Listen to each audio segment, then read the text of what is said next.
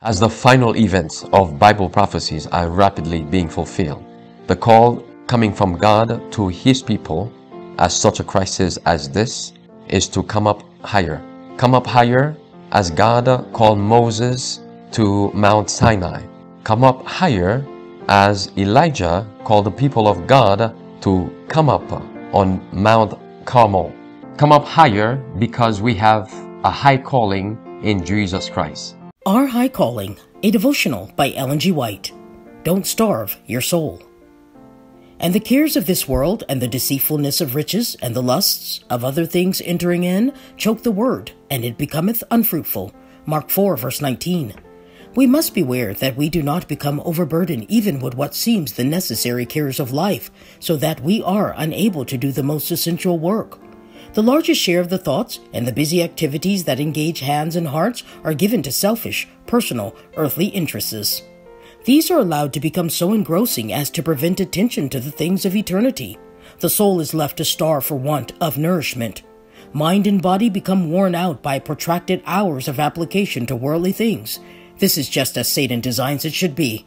All the freshness and vigor of the mind, all the keen thought, is given to the world. And God has the feeble, distracted thought, the fruit of a wearied and worried mind. The things of the highest consequence, which pertain to eternal peace, are made subordinate to the common concerns of life, and God is robbed every day of service which would strengthen spirituality, lifting the thoughts heavenward and bringing the soul into communion with God and holy angels. We are not to allow the things of this world so to absorb the attention that mind and body are completely engrossed.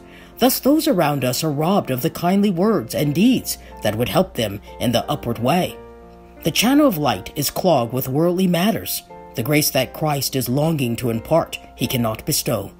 Many are coming to have less and less strength to impart to others because they do not receive power from the source of all power. God calls upon them to separate from the things which corrode the mind and spoil the religious experience. All are pressed with urgent cares, burdens, and duties. But the greater the pressure upon you, the heavier the burdens you have to bear, the greater your need of divine aid. Jesus will be your helper.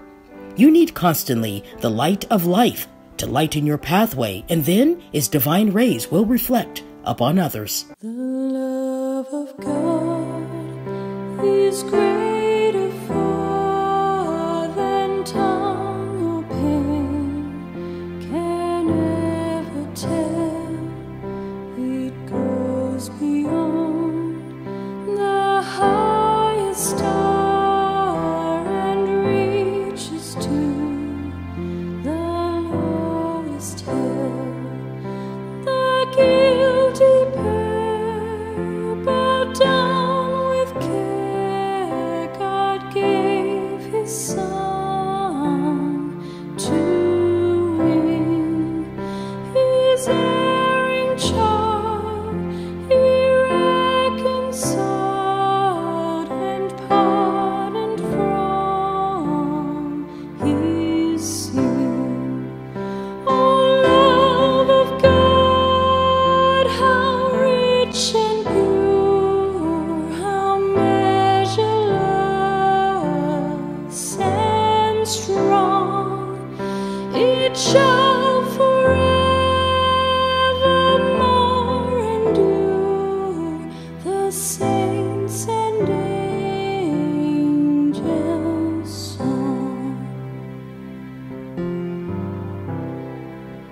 When hoary town shall pass away, and earthly thrones and kingdoms fall, when men who hear refuse to pray on rocks and hills and mountains cold, God's love so sure shall still endure, all measureless and strong, redeeming grace to Adam's race, the saints and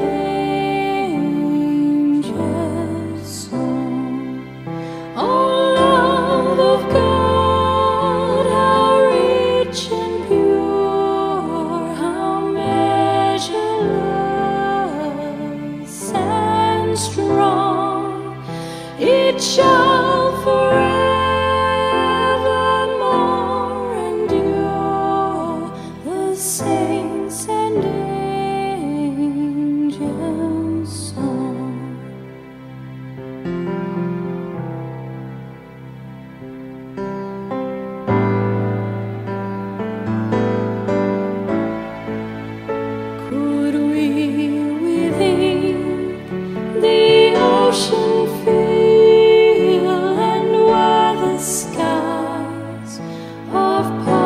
attachment made, where every star